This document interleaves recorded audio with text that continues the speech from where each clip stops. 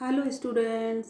आज हम रविंद्र केलेकर द्वारा रचित जो चैप्टर है पतझड़ में टूटी पत्तियाँ, इसका जो पहला प्रसंग है गिन्नी का सोना, उसके विषय में आज जानेंगे कि जो गिन्नी का सोना है उस प्रसंग में मतलब उन लोगों से परिचित कराया गया है कि जो इस समाज को जीने योग्य और रहने योग्य बनाते हैं। तो उन आदर्शवादी लोगों के विषय में बताया गया है। तो इस चैप्टर के विषय में हम जानते हैं कि शुद्ध सोना अलग है और गिन्नी का सोना अलग। यहाँ पर शुद्ध सोने को और गिन्नी के सोने को अलग अलग बताया गया है। गिन्नी के सोने में थोड़ा सा तांबा मिलाया हुआ होता है, इसलिए वह ज़्यादा चमकता है और शुद्ध सोने से मजबूत भी होता है। तो मतलब यहाँ जो गिन्नी के सोने की जो एक बात बताई गई है कि उसमें चमक आती है, कैसे थोड़ा सा तांबा मिलाने पर, और वो कैसा हो जाता है, मजबूत भी हो जाता है, उसके आभूषण भी बनाए जाते हैं। औरतें अक्सर क्या होती हैं कि इसी आभूषण गोल्ड के मतलब वो आभूषण बनवाती हैं, क्योंकि ये मजबूत हो जाता है तांबा मिलाने से। फिर भी होता तो वह है गिन्नी का ही सोना, गिन्नी का सोना उसे बोला जाता है क्योंकि तांबा मिला दिया जाता है। शुद्ध आदर्श भी शुद्ध सोने के जैसे होते हैं और चंद लोग उनमें व्यावहारिकता का थोड़ा सा तांबा मिला देते हैं और चलाकर भी दिखाते हैं। तब हम लोग उन्हें प्रैक्टिकल आइडियलिस्ट कहकर उनका बखान करते हैं। अब यहाँ लेखक क्या कहना चाहता है कि शुद्ध आदर्श भी तो शुद्ध सोने के जैसे होते हैं, जैसे शुद्ध आदर्श है और वैसे ही शुद्ध सोना है। तो कुछ लोग कैसे होते हैं कि उनमें व्यावहारिकता का थोड़ा सा तांबा मिला देते हैं। फिर क्या होता है कि उसको चला करके दिखाते हैं, जो मतलब व्यावहारिकता है उसको शुद्ध आदर्शों पर ही मिला करके शुद्ध आदर्श ही उसमें अपनाते हैं और उनको चला के भी दिखाते हैं। और यह बात मतलब उन लोगों के लिए कहा गया कि उन्हें प्रैक्टिकल आइडियलिस्ट कह करके उनका बखान भी करते हैं। लेकिन थोड़ी सी जब व्यावहारिकता का मिलान कर दिया जाता है आदर्शों में तो उसे बुरा नहीं माना जाता, क्योंकि जब उसमें अधिक व्यावहारिकता का मिलान किया जाता है और उसमें समाज के लिए नहीं सोचा जाता, जब व्यावहारिकता का मिलान हो रहा है लेकिन समाज के लिए सोचा जा रहा है, समाज के हित के लिए जब कार्य हो रहा है तो वो गलत नहीं है। लेकिन प्रैक्टिकल जो आइडियलिस्ट है वो क्या होता है कि प्रैक्टिकल आइडियलिस्ट क्या करते हैं, वो केवल व्यावहारिकता का मिलान इसीलिए करते हैं, केवल अपने ही लाभ हानि के लिए सोचते हैं, उन्हें समाज से कोई मतलब नहीं होता, यह कहकर उनका ये बखान करते हैं, उनको ही प्रैक्टिकल आइडियलिस्ट कहा जाता है।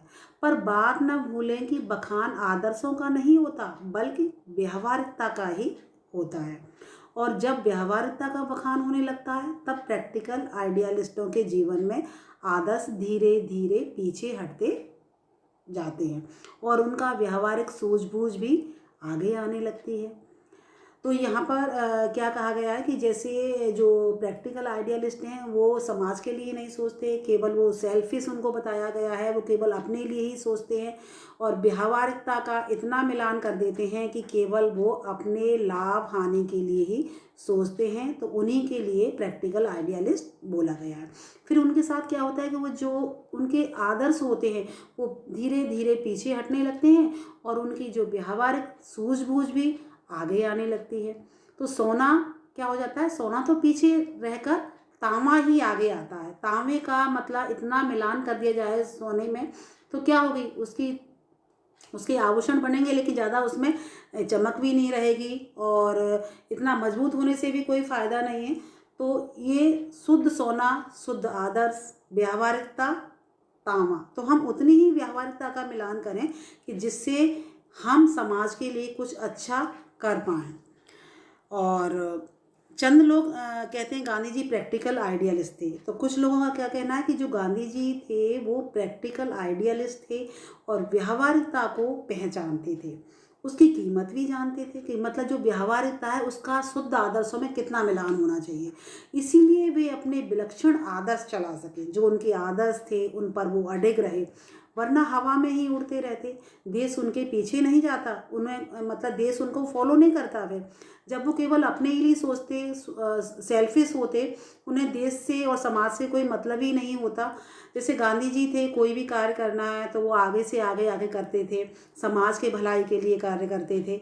वो ऐसा नहीं था, केवल अपने लाभ हानि के लिए नहीं सोचते थे। तो इस तरह जब क्या होता है, अगर इस तरह कोई एक व्यक्ति सोचता है, अपना सेल्फिश बनता है, तो उसमें क्या होता है कि वो जो समाज का जो स्तर है वो गिरता जाता है। हाँ, पर गांधी जी कभी आदर्शों को व्यवहारिकता के स्तर पर उतरने नहीं देते थे।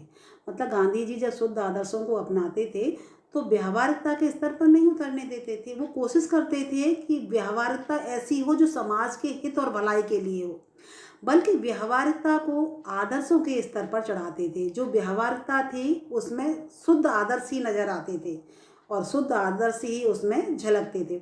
वे सोने में तांबा नहीं बल्कि तांबे में सोना मिला करके उसकी कीमत को बढ़ाते थे और समाज हित के लिए, राष्ट्र हित के लिए ही कार्य करते थे। इसीलिए ही तो सोना ही हमेशा आगे आता रहता था और गांधी जी को है ना लोग फॉलो भी करते थे। वो उनका अपना नेतृत्व भी वो अपना कर रहे थे।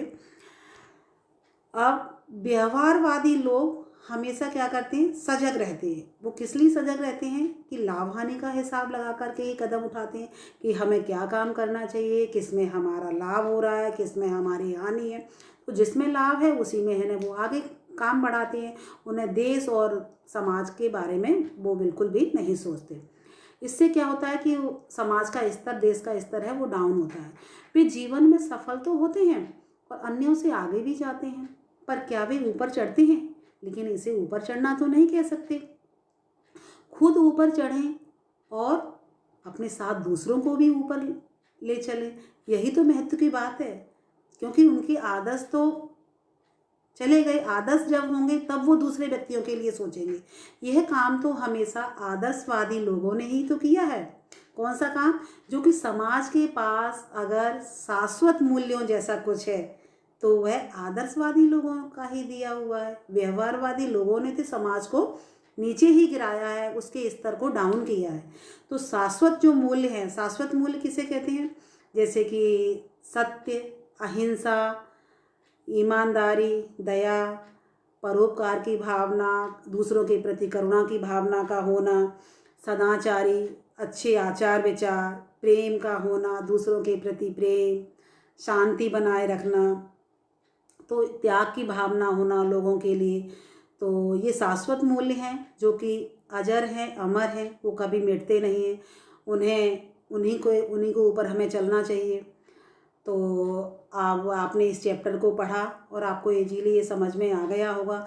वैसे मैं इसके कुछ शॉर्ट्स भी वीडियो दूंगी जिसमें आपको और भी आगे से बता दूंगी कि शाश्वत मूल्य क्या होते हैं। रिटन में भी डिस्क्रिप्शन में डाल दूंगी। और प्रैक्टिकल आइडियलिस्ट क्या होते हैं। कुछ क्वेश्चन बहुत वेरी इंपॉर्टेंट है जिनको मैं आगे और भी वीडियो बना दूंगी, जो कि आपके आगे जो बोर्ड एग्ज़ाम में भी आपके लिए बेनिफिशियल होंगे। तो आपको ये इजीली समझ में आ गया होगा चैप्टर। धन्यवाद।